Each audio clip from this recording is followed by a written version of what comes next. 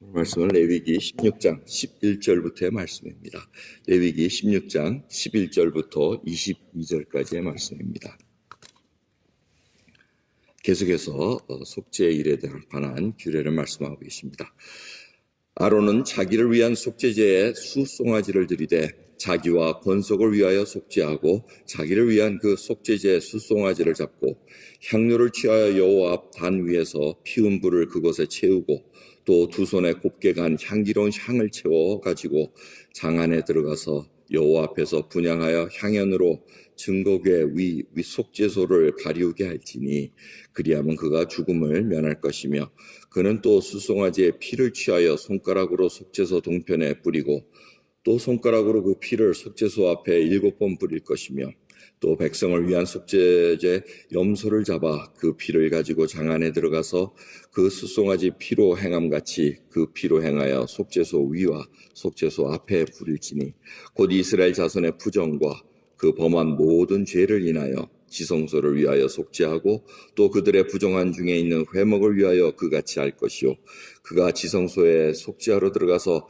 자기와 그 권속과 이스라엘 온 회중을 위하여 속죄하고 나오기까지는 누구든지 회막에 있지 못할 것이며 그는 여호와 앞 단으로 나와서 그것을 위하여 속죄할지니 곧 그 수송아지의 피와 염소의 피를 취하여 단 귀퉁이 뿔들에 바르고 또 손가락으로 그 피를 그 위에 7번 뿌려 이스라엘 자손의 부정에서 단을 성결케 할 것이요 그 지성소와 회막과 단을 위하여 속죄하기를 마친 후에 산 염소를 드리되 아론은 두 손으로 산 염소의 머리에 안수하여 이스라엘 자손의 모든 불의와 그 범한 모든 죄를 고하고 그 죄를 염소의 머리에 두어 미리 정한 사람에게 맡겨 광야로 보낼지니 염소가 그들의 모든 불의를 지고 무인지경에 이르거든 그는 그 염소를 광야에 놓을지니라. 아멘.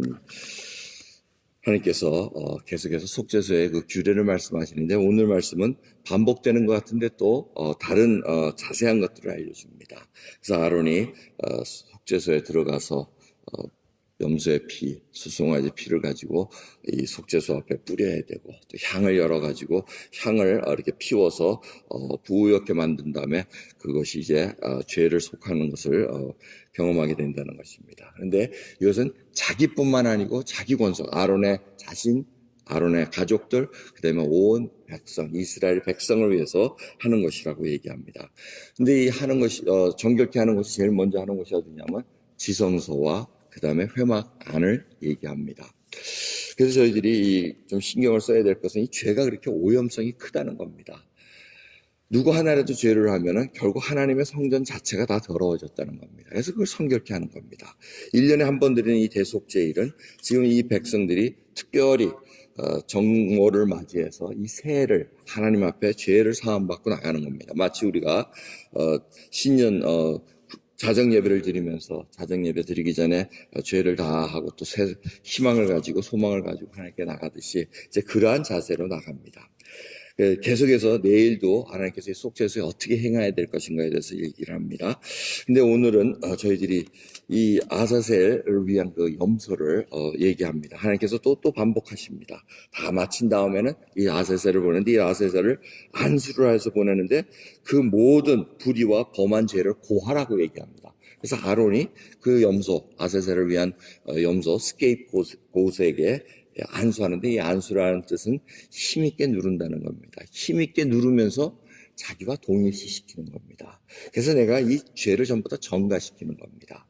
그 모든 것을 고해야 됩니다. 이 백성들이 잘못한 죄, 자기가 잘못한 죄, 또 자기 권속이 잘못한 죄, 그 하나하나를 다 거기에 옮긴 다음에 그 염소가 이제 끌려가지고 무인지경에 가서 놓아줌을 받습니다.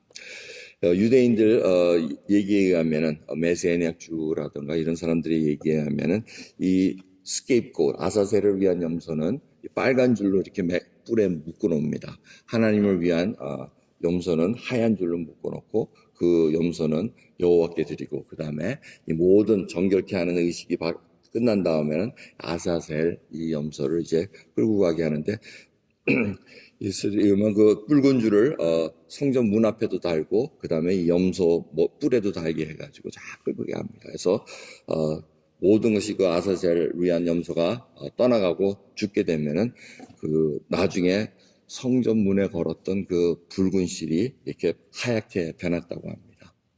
근데 묘하게도 예수님이 돌아가신 후, 그 다음부터는 성전이 무너지기까지, 그 전까지 아무리 속죄 제물, 아사셀을 위한 염소를 해도 그 붉은 줄이 하얀색으로 변하지 않았다는 것입니다.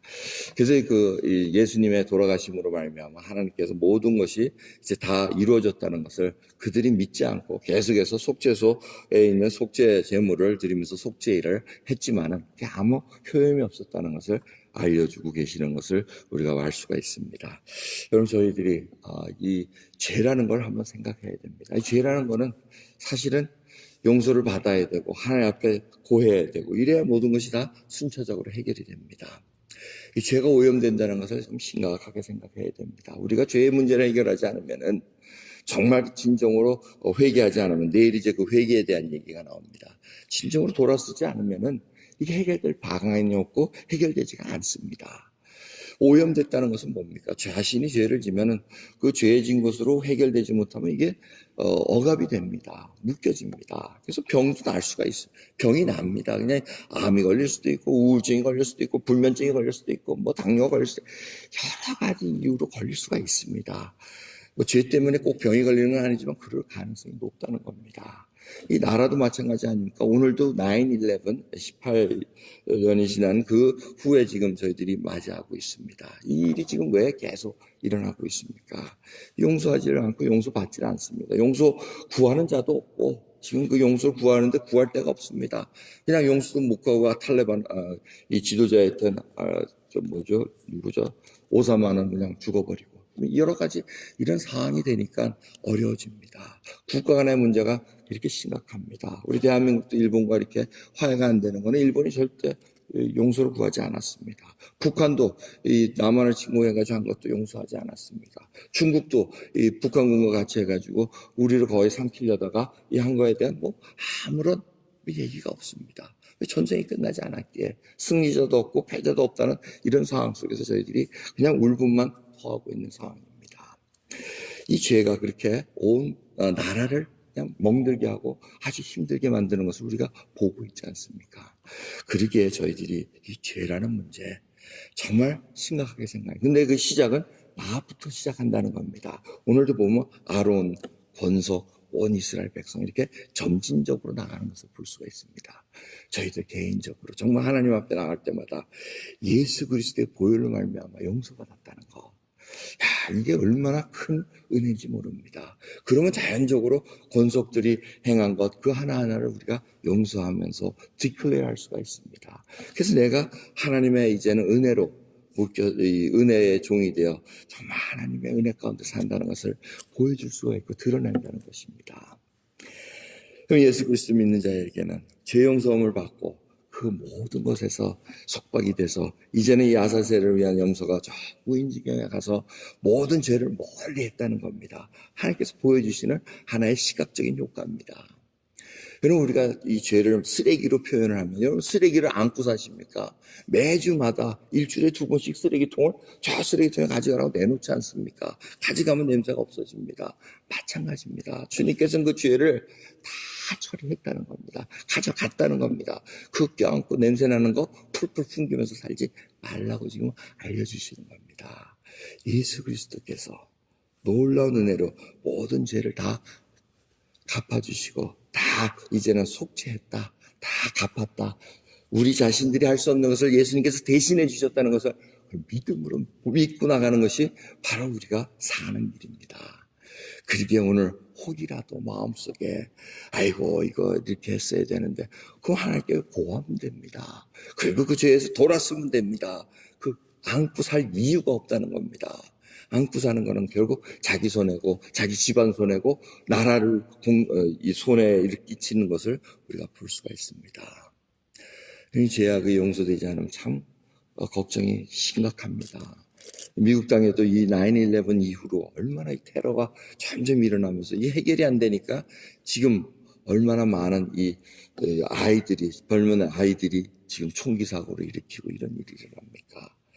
어떻게 남의 생명을 해칠 그러한 생각을 갖고 있습니까? 어떻게 젊은 아이들이 약물 중독이 되고 게임 중독이 되고 포르노 중독이 되고 이런 곳에 그냥 빠져가지고 헤어나지 못합니까? 이게 바로 저희들의 죄입니다. 자식들을 온전하게 예수 그리스도의 은혜로 우리가 키우지 못하고 이 진정으로 자유함을 얻은 용서 구하지도 못하고 자녀들에게 정말 부모라면 잘못했다고 하면 용서를 구해야 됩니다. 내가 말씀대로 살지 못했던 거 내 자녀요. 정말 이제는 용서해다오. 이런 용기 있는 믿음의 아버지 어머니들이 돼야 됩니다. 그래야 가정이 삽니다. 그래야 교회가 삽니다. 하나님 앞에 그러한 놀라운 은혜를 간구하시면서 오늘 저 앞에 정말 예수 그리스도가 우리의 죄를 위해서 속죄해 주시고 이제는 부활하셔서 우리를 기다리고 계시고 우리가 영원한 생명에 들어갔다는 것을 이제는 밝히 보고 정말 살아가는 저희들 여러분 되기를 간절히 예수 그리스도의 이름으로 축원드립니다. 기도하겠습니다. 하나님 감사합니다. 오늘도 주님 문득 생각나는 그런 냄새나는 죄악들이 있다면 주님 그 속에 들어가지 않기를 원합니다. 유혹합니다. 죄가 문 앞에 웅크러들여 저희를 잡고 긁어댑니다. 하지만 주님 우리가 예수 그리스도를 바라보면서 이제는 나와 상관없다는 고백이 있기를 원합니다. 그곳에 빠져나와 이제는 하나님께서 부어주신 그리스도의 그 새 옷을 입고 성령 충만하여 성령을 쫓아가기를 소원합니다. 오늘도 이곳에 나와 기도드리는 하나님의 백성들 정말 성령 충만한 그 힘으로 살아가게 해주시옵소서. 주를 주라 외치게 하옵소서. 예수를 증거할 수 있는 저희들로 인도해 주시옵소서. 감사드리며 우리 주 예수 그리스도의 이름으로 기도드리옵나이다. 아멘.